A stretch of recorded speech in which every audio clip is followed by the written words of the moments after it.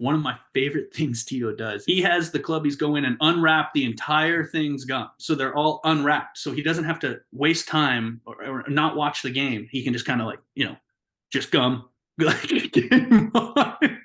I mean, it's so silly. It doesn't matter. I'm happy he's happy. I just think it's the most ridiculous thing I've ever seen. Hey, everybody, and welcome to episode number 213 of the Chris Rose Rotation, a production of John Boy Media.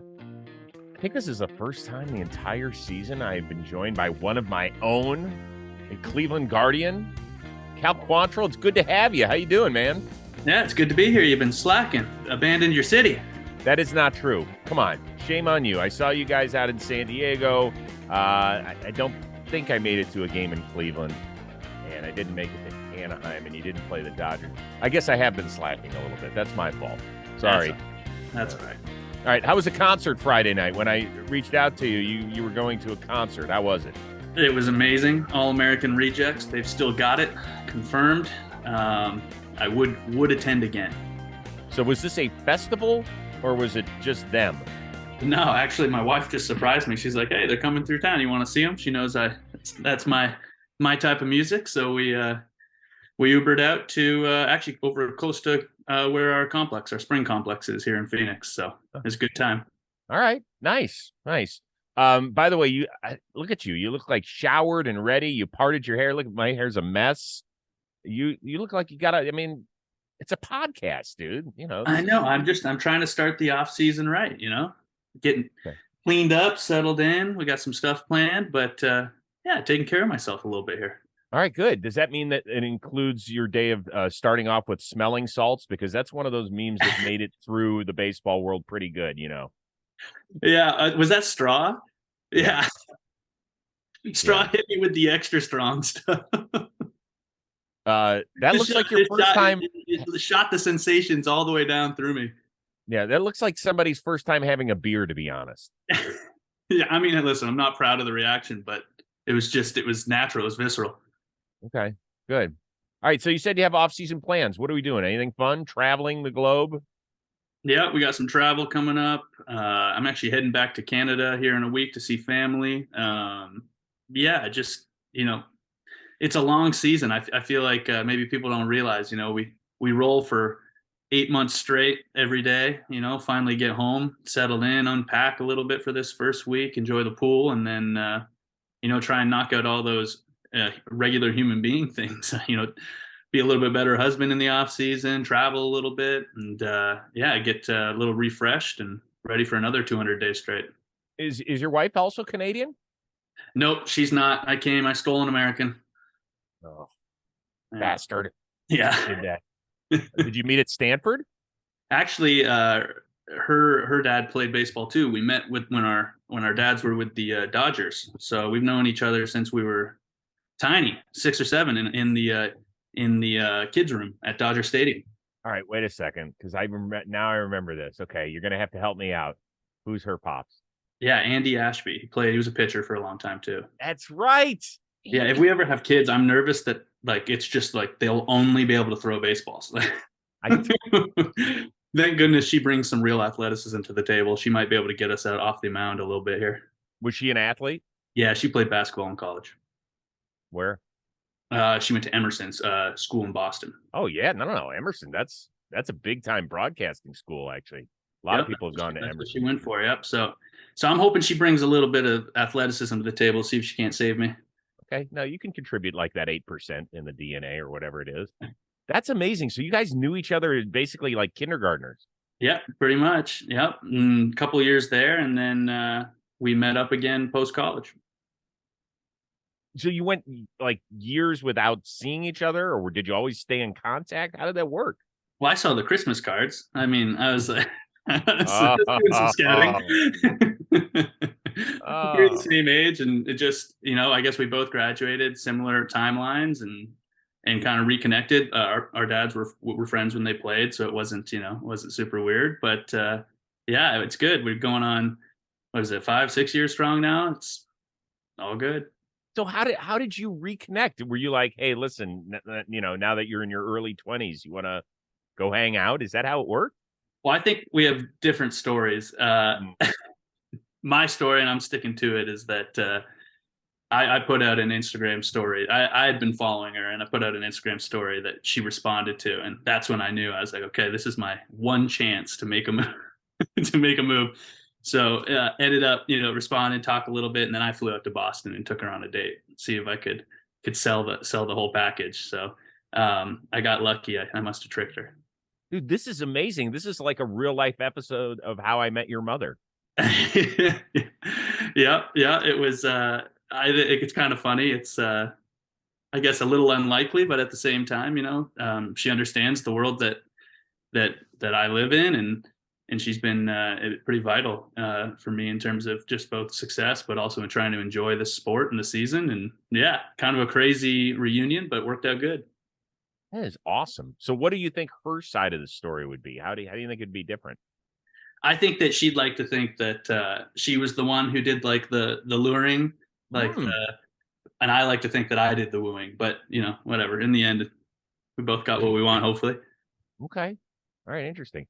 I got a lot of ground to cover with you, but I want to start since we're smack dab in the middle of the playoffs, and we're taping this on the day off between the ALDS series. So at this point, Texas has a 2-0 lead over Baltimore. The Twins and the Astros have split so far. I want to start off with this because I asked Plouffe the question on Baseball Today. If the lights are too bright for a very young Baltimore team, as a guy who has now had experience pitching in the playoffs like you have, how different is it for all these young guys that are doing it for the first time? Yeah, I mean, it is real. It is different. The lights are brighter, the stage is bigger, there's more fans, all eyes are on you. Uh, I that being said, I don't think it's a game ender for them. I'm not a big believer in, you got to do it once before you have a chance. I think that Orioles team in particular is extremely talented, top to bottom. I think that they have they have some veteran leadership, you know, throughout the team. I don't think that they're completely, don't belong on this stage. I think that they showed over the course of the year that they're capable of taking on any team. That being said, they're in a little bit of a hole now, right? It's 2-0 now in the Yeah, series. it is. Yeah, I mean, it's going to be tough. I think I have almost more amazed with what the Rangers have done. You have your two aces go down and they just keep rolling. It's pretty incredible. I'm obviously Austin Hedges is one of my better friends in baseball, so I guess I wouldn't say rooting, but I'm happy to see him succeed, and I can't get over the fact that they're doing this down, two of the most elite arms in our entire sport. I think that Simeon Seager back to back is just gets. I faced him a couple times now, and it is just not fun. It's a deep lineup. They're going to keep slugging, and if you pitch around those two, you just run into bigger and bigger guys as you go. So that'll be a fun series. We've talked in the last few years about Yordan Alvarez, and it's just I think we almost take him for granted because we expect him to just do all these amazing things, particularly in October. Have you faced him much? Yeah, I'm a huge Jordan fan. I feel like I don't know if underrated is the right word. We all know how great he is. Right. It's almost like we've come to expect this greatness, and now we're not, honoring the fact that this guy is just going off every year. I mean, was it yesterday? I just saw a video. He hit a opposite field home run. I mean, he's just so dangerous, man. Like you can't beat him with the heater. He's on off speed. He can take the ball out of the yard every direction. You know, I guess at first I had questions. What position could he play? But I think he holds his own in the outfield when he's asked to. He DHs when he can, and it's just he adds a whole new factor to an already pretty deep lineup. But one if not the best left-handed hitter in baseball right now. Is he the hardest guy to face in baseball because it feels like there aren't a lot of holes, or is there somebody I'm missing? I mean, he's up there. You're splitting hairs when you talk about some of these elite guys, right? Seager's right in that conversation too for me for left-handed hitters. Devers is another, really tough out. Freddie, like, look what he did this year. My goodness, the guy. It's like you can almost chalk him up for 40 plus doubles, 30 home runs a year. I think we're pretty spoiled in the sport right now with left-handed hitters. But yeah, absolutely, Yordan is in the conversation of best lefty in baseball right now. Yeah. And then let's finish it up with the Twins and Correa. He did not have a great regular season. He was obviously bothered by the plantar fasciitis. We know the offseason with the ankles and not being able to sign with the Giants and the Mets, and finally returning to Minnesota for a number that we were all shocked by. I know it's ridiculous. We say $200 million. We're shocked that he didn't get more. But it feels like, and you've played them enough to know over the last few years, that he is kind of the emotional heartbeat of that team. Whether you like him, don't like him, there aren't a lot of guys in baseball who seem to change the complexion of a clubhouse and a lineup, but it feels like he's one of them. Yeah, I haven't played with Carlos. They signed him to that deal for this moment. I think if you asked me, probably the season wasn't up to his standards. He certainly didn't hurt them. But he's an exceptional player, and they paid him for these moments in the playoffs, and he seems to consistently come through. What is he at now? 61, 60 RBIs in playoff baseball? Like, that's hard to fathom. That's, that seems like that would take an entire career to accomplish. And the guy is what, like a couple years older than me, with 6-8 years left in his career. Yeah, he's a fantastic player. Like I said, I don't know him personally, but I'm pretty sure they're excited about having him rolled out at shortstop here for the playoffs. Yeah. Let's return back to your buddy Hedgie. So he is a regular contributor on this show. I don't know if you're familiar with that, but we have a half dozen active players that are my rotating co-hosts. And then so they drop in once a month. And, I always text Hedgie. I'm like, hey, you want to come on? And before I can even send the message, he returns, dude, let's go. Let's go. He's one of those guys who, big personality in a clubhouse. Were there ever days where you just had to turn to him and be like, Hedgie, shut the fuck up, man? There are times where you want to beat his ass. But the overall positive that he brings to the field on a daily basis is easy smash accept. Yes, we want that on your team. I think that he's the kind of guy that, if you could show someone how do you handle failure here or here, but still show up with the correct attitude, that guy can turn the page about as good as anyone I've ever seen. Finds a way to contribute to a baseball team, whether or not he's hitting well at the time. Probably the best defensive catcher that I've ever thrown to, and an exceptional teammate. I'm happy to see him succeed, and I tease him all the time. I said, you're ended up at the point in your career now where he might bounce from playoff team to playoff team here for as long as he wants to play. Like, who doesn't want someone you can bring in and it's a brick wall from the sixth inning on? And and if he hits maybe he could, then you have even more. But yeah, that's a personality. He would make a great co-host. Oh yeah, he's unbelievable. He has told us that obviously you're one of his dear friends in this sport, but he says that you're a little crazy, you can get a little nuts out there, even though you're a Stanford dude. Are there times where he and you have gotten into it? Yeah. Pitch selection, approach to a lineup. I mean, I'm not necessarily proud of how I act on the field sometimes, but it's just you're going to war, man. I try and keep it even keel for 4 days, and then on that 5th day, I don't really care. We're letting it rip, and if I got to fight my own teammate to make it happen, then I got to make it happen. But I think the reason Hedgie and I worked so well together is because he brought that same energy, right? We're out here, we're finding a way to get 18 to 27 outs, and anything less is unacceptable. And let's go, game on. Are you one of those guys that you can't talk to on the day you pitch?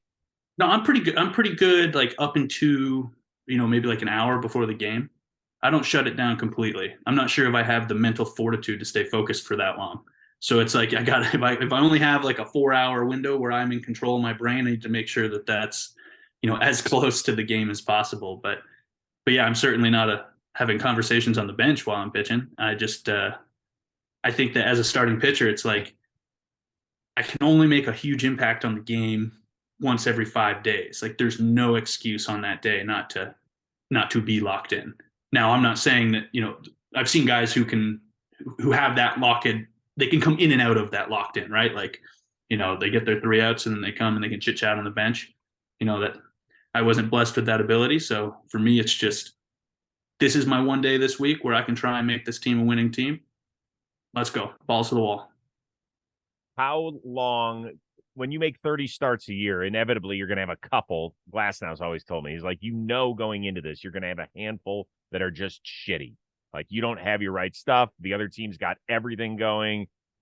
The baseball gods aren't with you, or you just do a bad job or whatever. So you're going to have a handful. How long does it take you to get over that? Well, first of all, it's nice to hear Glasnow say that because I've seen I mean, 100 with a breaking ball from hell. I mean, good. I'm glad I'm not the only one. Yeah, I mean, sometimes you just don't have it, and it's so frustrating. We talk about it on the team, me and a couple of the guys, about like a 24-hour rule. Like, as a friend and a teammate, I'll give you 24 hours. I'll give you until the next game starts. If you want to be a little pouty, a little whiny, but at some point, like, I need you back. Like, you have to provide some value to this team. So as a starting pitcher, I'll give you 12 to 24 hours. As a position player, as a catcher, that's what makes it so hard. Is you get 5 minutes, right? Like, you strike out, I need you in the field. Like, no complaints. There's times where it takes me a couple days to shake them off. I think I let up about 30 runs in 4 starts this year. It's a pretty awful month, but you really you have to believe, right or wrong, that you can make a positive impact at the field the next day, and that involves letting whatever happened the day before go. Yeah, I can't imagine that was easy for you. And listen, you grew up the son of a major leaguer. Um, how did you deal with that, particularly this year where you weren't healthy? I remember seeing you in San Diego and you were close to coming back. You were like, listen, at the beginning of the year, I was fucked. I was throwing out there and I just wasn't healthy. But how did you deal with that? How did you get past it?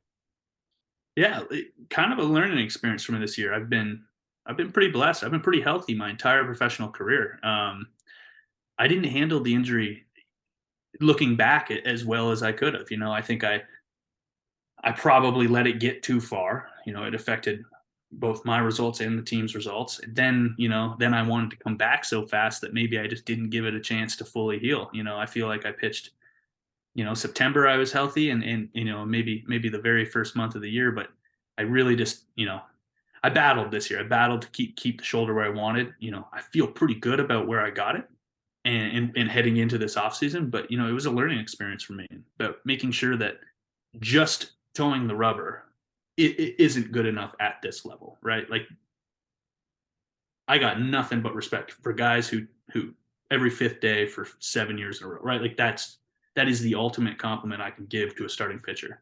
But there was a stretch in the season there where I wasn't really I wasn't good enough, and it's killer, man. It's tough on the mental. You're doing everything you can behind the scenes to be ready to go, but it just is what it is. This game's, so at the top level, it's so close, right? That you being down 1% or 2% can be the difference between being successful or not successful. So, yeah, it was a grind this year.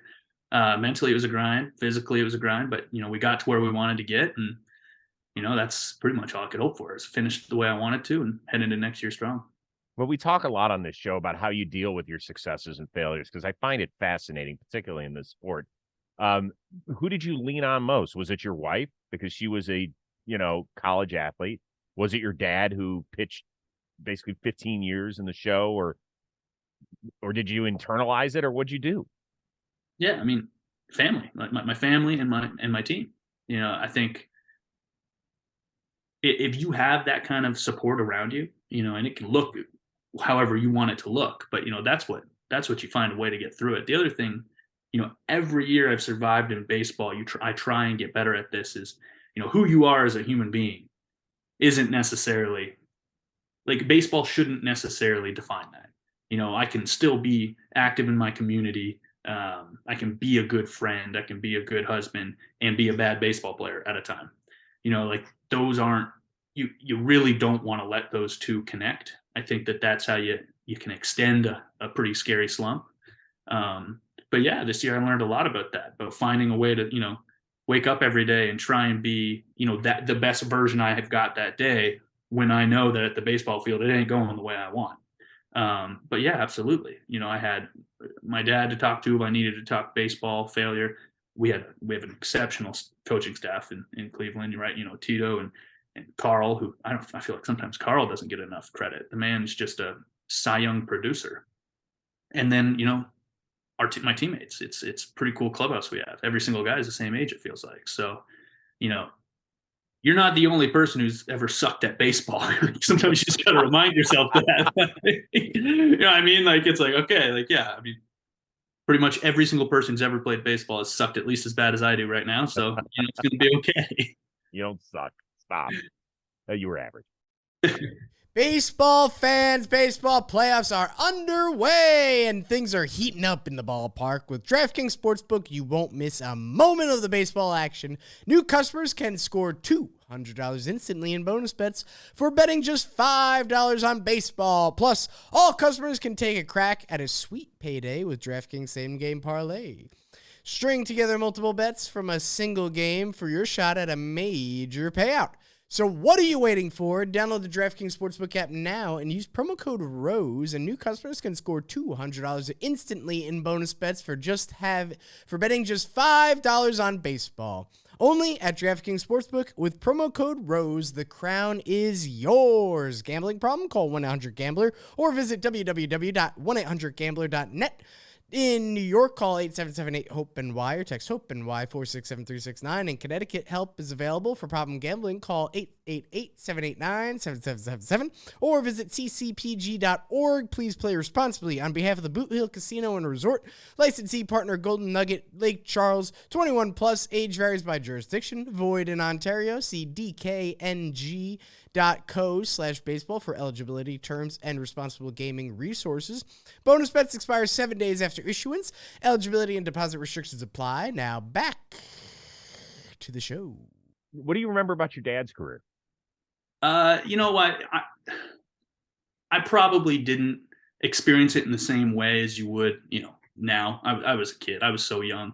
I remember mostly this was all pre who's the kid who got picked up off home plate and then there was no more Kid Bat Boys? Oh, Dusty Baker's kid. Darren. Yeah. So this was all pre that. Like I was bat boying. I bat boyed for the Dodgers. I bat boyed for maybe the Blue Jays. Might have been a little young for the Blue Jays. Definitely bat boyed for the Dodgers though before all that went down. And so I was like running around the clubhouse, just wreaking havoc. Still had good candy back then. Like nutrition wasn't where it is now. I'm like, it was trick or treat every night. If the team won and I was allowed to go down into the clubhouse, I was coming out with just a bag full of candy. It was fun though. And you know, he was fairly veteran by the time that I was really starting to enjoy baseball. So he had a little more time on his hands. I remember like I just had I feel like I was respectful in the clubhouse, but I maybe didn't realize like who was around me. Like maybe just like asking Derek Jeter for a game of catch, like not so normal. Or like Dad went to the All-Star game in 2001, and I don't know the whole story, but you know I think I was like asking All-Stars if like they would like throw me batting practice in the cage, like they didn't have anything better to do. So definitely a little spoiled. I look back and I think, well, that was pretty cool. But actually, this year at the end of the year, we had Cole Calhoun for the last probably 2 months of the season.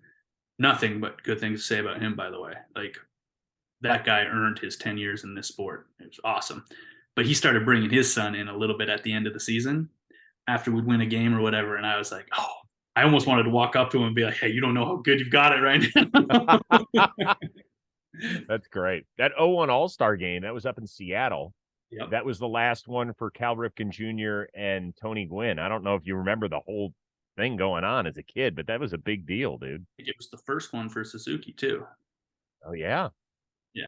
So it was pretty cool. And like for a seventh, eighth inning guy to go to the All-Star game is obviously it's still incredibly difficult. So you know, I feel like I was aware of how exceptional that situation was, even if I was pretty young.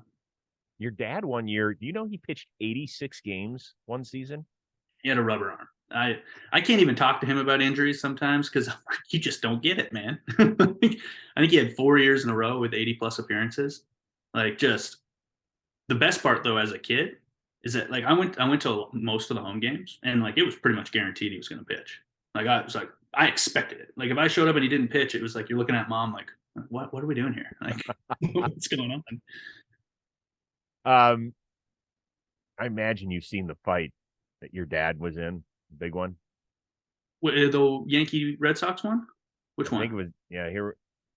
So, yeah, he's pitching for the Red Sox. This is a Mariners, I think, right? Oh, this is like his rookie year? God, Oh, this is, I'm I mean, seeing the good video. yeah. So he didn't even know that he was being charged till dude is like 5 feet from him.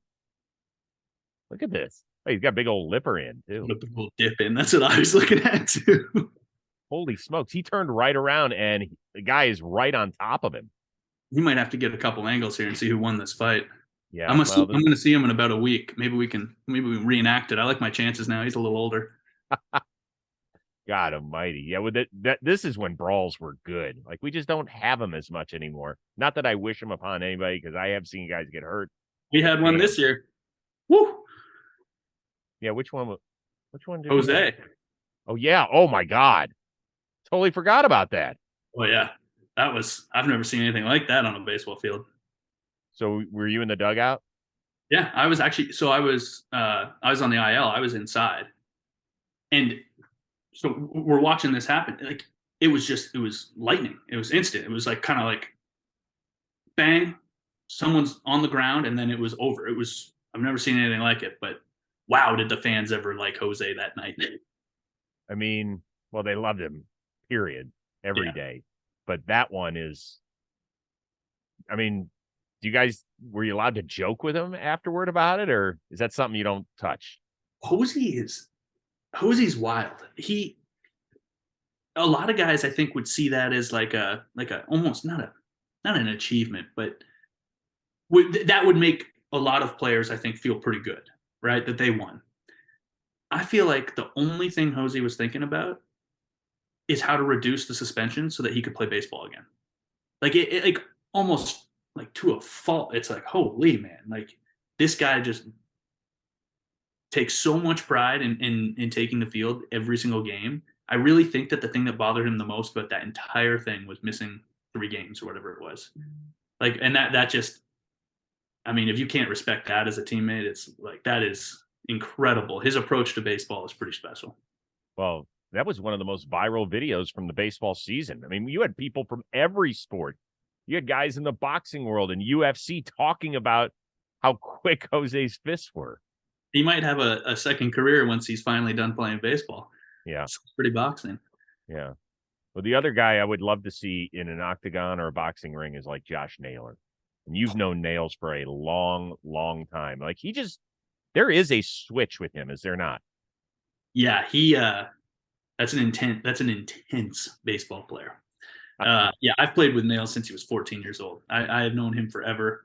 I have a huge amount of respect for the way he approaches the game. It is game on. Like there's zero fear. Like look at it. I feel like his numbers against like aces. If there was a way we could define what an ace is and then his numbers against aces, it's like, oh my God. Like this guy just like lives for the moment, plays real hard, way better athlete than people think he is. He's fast, pretty good fielder, rakes. It was nice to see it all come together this year. Broke his leg a couple years ago, and that I think people didn't realize that injury I think held him back even last year a little bit. So seeing it all come together this year was pretty awesome. So you played with him up in Canada? Yeah, so I think I'm maybe 2 years older than him, but he made the national team as like grade 9. Like he made it when the 18U team when he was like 14 or 15, and I was on the team, and he shows up. Actually, we're at I've told this story before, but we're prepping to go on a trip. Like the junior national team in Canada is set up where you start with like 50 kids and you go on all these trips, and it gets pared down to the final team that's going to go play in the under 18 world championship. And we're like, I want to say we're tuning up at like some scout game in Toronto. So I'm on the national team, and he's just like one of the kids kind of there to be seen by some scouts. He's super young, and if we really liked any of the players there, then, we'd add them to the squad as we continue to work the roster down. And I'm feeling pretty good about myself at this point. Like I'm throwing harder than most guys, right? It's like, it's high school. I'm throwing harder than most guys. This should be pretty good. I'm not facing the toughest competition that we have to offer. I want to say I get like 2 quick outs, and Josh Naylor rolls up to the plate. Never heard of him. Don't know who he is. In my mind, it's like, whatever. Big lefty, like typical Canadian. A million lefties. You face only lefties. And he hits a freaking big league linea. Just about knocks my hat off. Hits the wall. And I'm like looking in the dugout, like, why is he on that side? Like, we need this guy over here. I want to say that he actually he made the team that year. Like he joined us right after that. So credit to me for making sure I got Naylor started on a slugging 700 or whatever the heck it was. And and he never left. I've played with him since that day on. We had a small little break when I was in college and he was in Miami, and then AJ Preller made sure we got that fixed, and we brought him over to San Diego, and game on. Dude, look at the photo, man. That is awesome. Yeah, that is so good. Good teammate, man. I'd be happy to play with him my whole career. Oh, that is great. So I think I read that you also played hockey, right? Yep. Give me the scouting report on Cal Quantrill, the hockey player. Average hands, below average speed, good toughness. Grinder. Good, yeah. Like, I think you want me on your team, but I'm not going to score very many goals. I ended up playing D in Canada. It's like 15, 16 years old. You get drafted into or at least in Ontario, to the OHL. And it was right around that age when I realized that, I'm probably a baseball player. So I was watching some really good kids skate by me, and I was like, I think maybe we ought to hang them up. But I'd take my chance. I got to be in the top, like, I don't want to get too aggressive here, top 1% in the MLB in terms of hockey players, right? That seems fair. Oh, easily. Right? Like 99 didn't even never played. I'm only competing against a couple Minnesotans, some Canadians. I mean, like Sam Henches. I'm competing against the Sam Henches of the world. I forget where Henches is from. He's from, I think, just outside Minneapolis. I tease him all the time. That's further north than where I live. I mean, could you imagine him on skates? He'd be like Zdeno Chara. He's 7 foot. Yeah. No, I don't want to run into him. No. So you end up getting a scholarship to Stanford. When you got to Stanford, listen, we know you're a bright guy. How tough is Stanford? I'm not bright enough. Don't tell me you took the baseball schedule. I had to work exceptionally hard. I thought I was pretty smart in high school. It was tough. It was academically challenging for sure. But it was a great spot, man. I had so much fun out there. Weather was great. We had a pretty good baseball team. I actually got hurt after my freshman year and didn't play sophomore or junior year, which in kind of a sick way made college even better. Like, I had way more fun. And man, like, I have no regrets. I'm pro college for a lot of guys. And with these new deals, maybe I'm even more pro college than I was before. But it was very, I'm not sure I would have made it to the big leagues if I didn't go to college, as crazy as that seems. Like, I got drafted at high school, and I could have got drafted a lot higher. I had opportunities, just turned them down. I don't think I was physically or mentally ready for professional baseball at 18. And I don't think that I'm weird saying that. I think that a lot of guys, those years in college can be pretty advantageous. It's the toughest competition you faced. It's totally win now, right? Like, that's the only point of being there. I think, or at least in my experience, a lot of the guys that showed up post college into pro ball, I thought were more prepared for the grind. That being said, when you're as talented as some of the kids coming out of high school now, the Naylors of the world, it's hard to blame them for making that choice. So I want to get back to the academics. Do you remember, like, the toughest class you took? Yeah, so I graduated. I got my degree in engineering, but there was the path I had to take to get it. The last math class I had to take was very theoretical. And I remember at the end of the class, like, thinking in my head, like, if it goes any further, I'm going to have to change degrees. Like, this is my full-on cap. Like, there's nothing left. I have nothing left to offer. This is mind-boggling. Like, you're teaching me how x-rays work, and I am a little lost right now. Thank God that was the last math class. I felt like the rest of the content was still kind of like my language with enough studying. I could get to I could get the grade, but there was a couple theoretical classes on the math side on the way out that I remember just being like, wow, this is beyond me. And then so I was at school. Tommy Edmond was my roommate Oh, I all didn't through know that. college. He was the best man at my wedding. Great guy. One of the best one of the best human beings I know. And smartest he I don't know. I haven't played with everyone in baseball. Got to be one of the smartest guys in baseball. He made that class I'm talking about look easy, and then ended up taking the mathematical computational science version of the engineering that I was taking. Just crushed it. Like that guy is the one you need to talk to when it comes to fully embracing the both sides of the sport there. So what is it that he wants to do when he's done playing baseball? Is there something he wants to do? Build rockets or something. Oh my God. Not I'm another just one of kidding. those. Realistically, he's going to play baseball for another 15 years. So Right. we'll see. Is there something you dream about doing? I mean, I hope you play another decade, but I mean, is there something where afterward you have a an appetite to chase after? Uh, I wouldn't say anything is like, every idea I have can wait. There's nothing that I'm just like can't wait to get started on that. I've I've had a couple of people tell me that I need to broadcast because I won't shut up. You're good at this. Not sure. I'm not sure. Maybe I feel like when you're in baseball, the idea of staying in baseball is like a little overwhelming, right? Like, it's like, oh, well, how long do I really want to, or like, do I want baseball to be my entire life? It seems like the guys I've talked to that have retired, you take a year or two off, and then your love and your desire to be back in the sport starts outweighing whatever bad memories you've built up. So we'll see. I'm not counting baseball out of my future, but we'll see. No, I think you could add a tremendous amount, whether it's a forum like this, but I think guys who are in the booth and have the ability to explain things in a concise manner, which I can tell right now you do, that is a huge, huge help to people It's who tough love to the be sport. good at that job.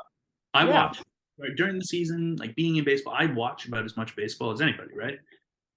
When you're listening to someone who is very good at what they do.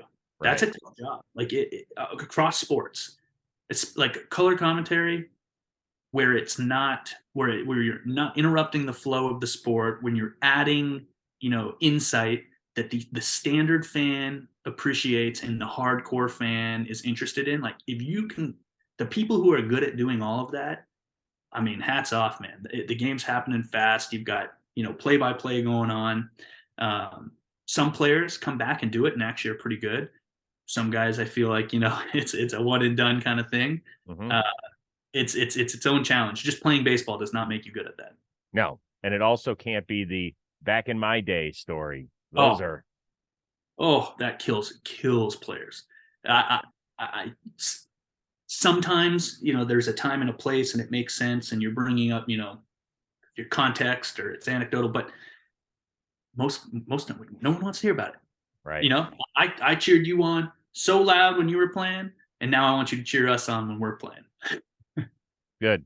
Yeah, it's like your fantasy football team. Nobody wants to hear about it. Oh, Very I don't even want to hear about my own fantasy football team right bad now. season. Bad It's season. just, yeah, just things. It's just not what I wanted. I share a team with our head trainer, and we're fighting injuries, and I keep yelling at him. I said, like, you're a trainer, like, go get on these guys.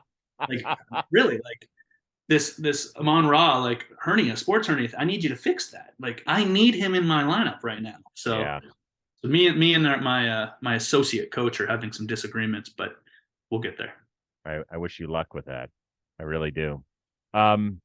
Tito's done. After 11 years in Cleveland, he's truly one of a kind. I think, no joke, I think that he should be put on the Hall of Fame ballot immediately, and we should have a speech next summer. That's what I think. Give me one good Tito story that just between you and me.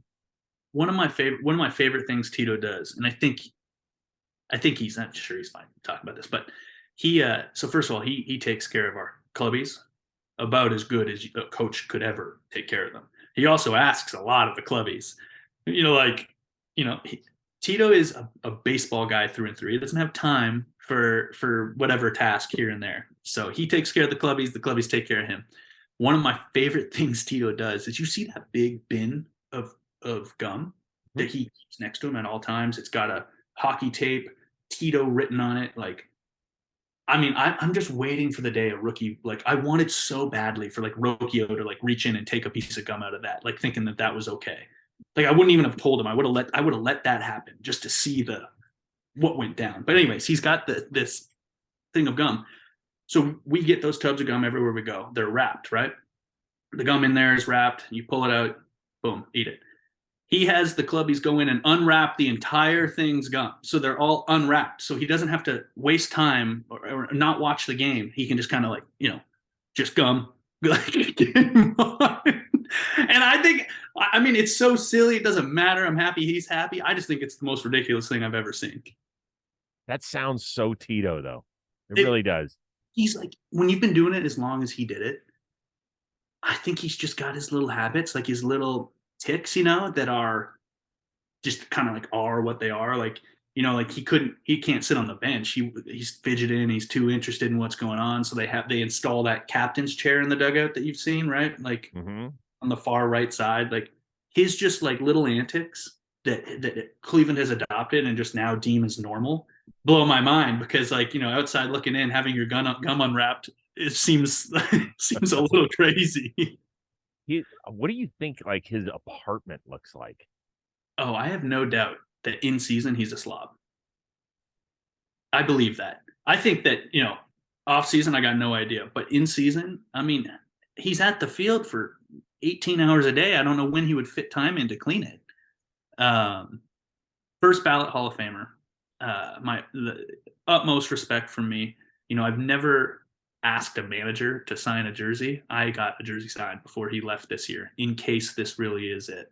I don't want to be on the ballot right away because I don't want to completely rule out the chance that he could come back. I'm still holding on to hope that, there's one more reign of terror for Tito. So let's wait our 5 years or whatever it is for managers, and then we'll first ballot him in. Really nice. By the way, his refrigerator where he lives, I'm going to guess there can't be anything but maybe like an old cream cheese for bagels or something that's probably been in there since 2015. You know what? I would love. I think you're probably right. I doubt that he's much of a chef. I wouldn't ask him to cook a meal for me. Hell no. He wouldn't even know how to turn on the stove. I mean, yeah, but he makes up for his maybe his inability to do some of those things with his recall of a 1999 baseball game in the 6th inning, down by 8, and this is what they did, and this is why it was important. And you're sitting there, and I'm just like, oh my god. It is true. That's true. I want to talk to you a little bit more about Hedgie. He told us a story because I asked him what it was like for him to pitch against you guys. He seemed to share a story that you perhaps wanted to get in on the action. Is this accurate? I think we're allowed to talk about it because the bribe was not accepted. He's already talked about it. So okay. Give us your so I offered, I think it was $2,500 to get in that bat. I see him jogging out to the mound. Friggin', you know what? I'll give him credit. He looked skinny. I think he had pants up. He was looking skinny. He gets up on the mound. He's all smiley, right? He's throwing his 42-mile-an-hour lob balls in there, warming up. I think he's imitating Shane, or he's doing someone's delivery. And I've had enough of this guy by this point. I look over at DeMarlo, our bench coach, and I'm just yelling. I said, I will pay you this second. I will get cash right now if you let me string him up. I want an at bat. No. We got to let the other guys get in that bat. The other guys went 0 for 3 with a couple pop-ups. It was like, stick me in there. I'll show you a lob ball swing. This guy's throwing just soft cakes in there. Oh, I wanted that at bat so bad. What would the result have been? I think he either drills me or I hit a homer. I don't see there being any other outcome that makes sense. Drills you with a 47-mile-an-hour eephus. I think you could have taken that one. I think I'll take first base on that one. Were you guys yelling at him the whole time? Whole time.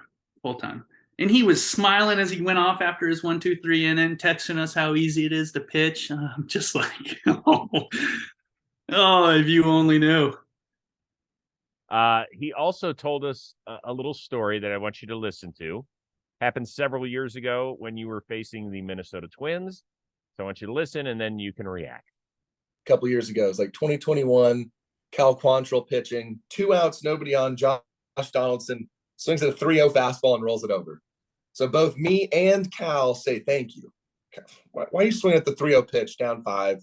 Next inning, leadoff hitter is Sano. He comes up and he looks right at Cal and goes, "Hey, stop talking shit." I'm like trying to tell him to get in the box. I'm like, "Bro, like, come on, like, be cool, like, get in the box." He's like, "Hey, man, tell him to like stop. Shut his mouth." He's like, "I gotta go sink her in now. Here we go. Gotta go sink her in." Like, kind of nervous. I'm like, "Come on, Cal, just don't miss arm side with it." Cal nuts it, jams him. Cal, being the psycho that he is, stares this dude down all the way down the first baseline. I'm the one that has to go have your back. Like, what are you doing? What are you doing? Oh, I kind of remember that now a little bit. Donaldson has terrorized me since that, so I think I'm out on that. Oh, I forgot how big Sano was. Look at him. You think Hedgie beats him out to the mound if he charges? Who wins? Oh, I think Hedgie pretends to slip. I think he does too. I think he pulls up with a hammy, and I have to take on that big beast by myself. Yeah, man. Like, I don't know. It's competitive. Like, when it's game on, it's game on. I have definitely said and done things on the mound that the next day not my best, but I think that, like, I think if you ask my teammates, that the people I've played with, at the end of the year, I think they respect my approach to the sport. So, I'm not defending my actions, but I'm not promising it won't happen again. But why don't you do it to somebody who's not like 6'6", 270? You're right. Next time I will pick Austin Hedges to do it too. That's nice. So what? Yeah, are there moments where you have looked back on a day and you're like, "God, I can't believe I did that or said that"? And have you ever apologized to an opponent for something? Yeah, 100%. I feel like, you're on TV, your voice is being heard often. I am sure that in the moment you've said things that you think, like, Totally. right? Like that either it didn't come across right, or I said it in the heat of the moment and that's not who I would like to be perceived as. I think that most competitors in baseball will tell you that, I've got some leeway for you in the sport. We are performing at our highest level. There's a lot at stake. Sometimes you say and you do things that you wish you hadn't have done. I have apologized when I think I've taken it too far. Not in the moment. In the moment, I'd double down on it. Let's go. But yeah, I mean, I think once you get removed from that environment and little self-reflection, maybe that's not the person you'd like to be. So if you've crossed a line, I don't think there's anything wrong with saying sorry. If you feel like it was justified, then roll with it. That's in 21, so that's an in-division game. I've probably started against the Twins 20 times, right? Like, sometimes it gets heated. It is what it is. Yeah, don't like it, play better. I'm sure I've let up homers and guys have stared at their bat in the sky as they take 45 seconds to round the bases that I didn't appreciate either. So, yeah, it is what it is. I would say the one thing that I would encourage all youth baseball players, anybody who's listening to this show, if you're gonna show a lot of emotion, the one mistake I've made is you don't want that emotion directed at the opposing team. If you're gonna be like a high energy, big explosion kind of guy, I think it should be directed at your team. Like, the goal is not to embarrass someone else. I think that you should be celebrating. Yeah, celebrate your own victory. I'm for it. Flip the bat, do whatever you need to do. But towards your bench, like, you're not. The idea of just inciting a riot every time you pitch is probably not, like, the best approach. Very good words of advice. I'm going to leave you to this, and I really, really appreciate your time. This has been a blast for me. There has been some people, particularly with now Sandy going down with Tommy John, mean, Tommy John's nothing new. You know this. But a lot of people now want to point to the pitch clock as something that pitchers are really worried about.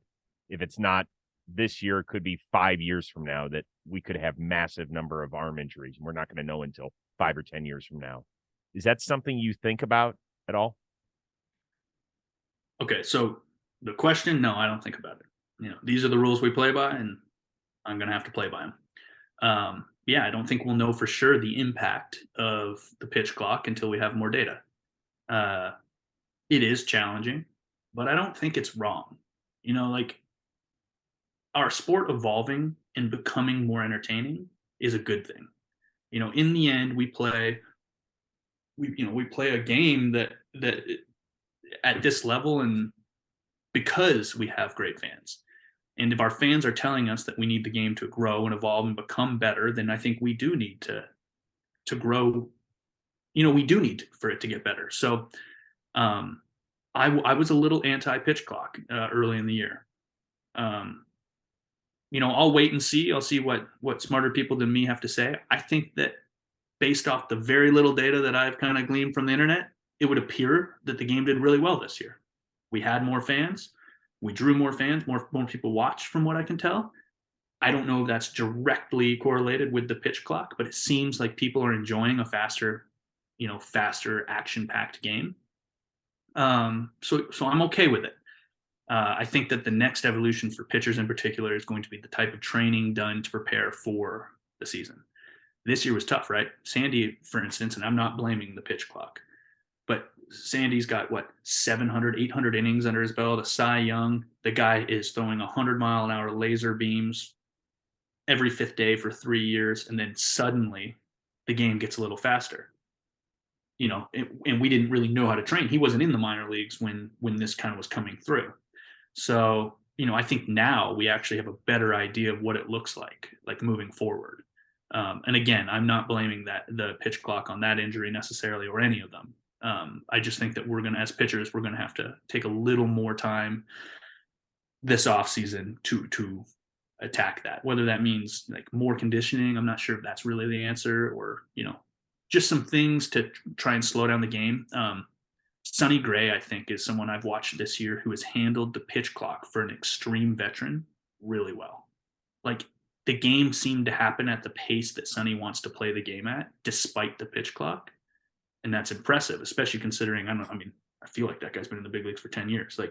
He was obviously completely adjusted to the old game. Now he's playing the new game, and he seems to have gone unbothered. I didn't look at his numbers at the end of the year, but every time we faced him, he was doing pretty good. So I think there's ways for us to get better at this without the automatic point of contention being, it causes injuries. Well, we don't have a pitch clock here at the Rose Rotation, but it's time for you to clock out. I have taken enough of your time. This was really, really good. A ton of fun. I know our listeners are going to love all of your insights. As a kid that grew up in the major leagues and a guy who's been there now and has dealt with some adversity and had fun doing it. And listen, you will be great if you want to go in the broadcasting world. I think you're way too smart for it myself. That's me. We'll see. I'm going to try and get another 5 years in here before I even have to cross that bridge. No. You're good. What are you, 27, 28? 28 now, yeah. You're fine. You're in good shape. Enjoy your off-season travels. Tell Pops hi from the baseball world. And enjoy your off-season. Stay healthy, okay? Sounds good. This was a blast. For our one-of-a-kind producer, the awfully intelligent Robbie Scirocco, and Cal Quantrill of your Cleveland Guardians. I am Chris Rose. We will see you next time on the Chris Rose Rotation, a production of John Boy Media.